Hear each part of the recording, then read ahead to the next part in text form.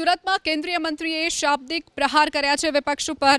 સુરત મહાનગરપાલિકા સંચાલિત નગર પ્રાથમિક શિક્ષણ સમિતિના કાર્યક્રમમાં કેન્દ્રીય જળશક્તિ મંત્રી સી.આર. પાટીલે નામ લીધા વગર આમ આદમી પાર્ટી ઉપર શાબ્દિક પ્રહારો કર્યા। કેન્દ્રીય મંત્રી સી.આર. પાટીલે મનપાની પ્રાથમિક શાળાઓમાં 34.13 કરોડના ખર્ચે તૈયાર થયેલા 10 જેટલા વિવિધ વિકાસ કાર્યોના લોકાર્પણ અને ખાતમુહૂર્ત કર્યું। લિંબાયત, કતારગામ, સેન્ટ્રલ, રાંદેર ઝોનમાં પણ શાળાઓના નવા મકાનો અને અદ્યતન સુવિધાઓના કામ પૂર્ણ કરી લોકાર્પણ કરાયું હતું। સાથે જ સરથાણા ઝોનમાં 4.38 કરોડના ખર્ચે બનનારી નવી શાળાના બાંધકામનું ભૂમિપૂજન કરાયું હતું।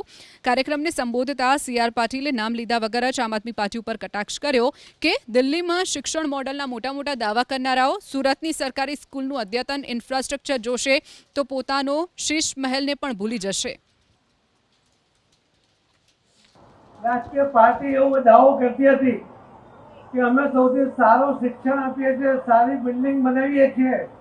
मारे एमने आमंत्रण है कि एक बार सूरत महानगरपालिकानी आ बिल्डिंगोने जोई जाओ, तमे तमारा शीश महल ने पण भूली जाओ। ए प्रकारनो અહીં પણ જે કન્સ્ટ્રક્શન થયું છે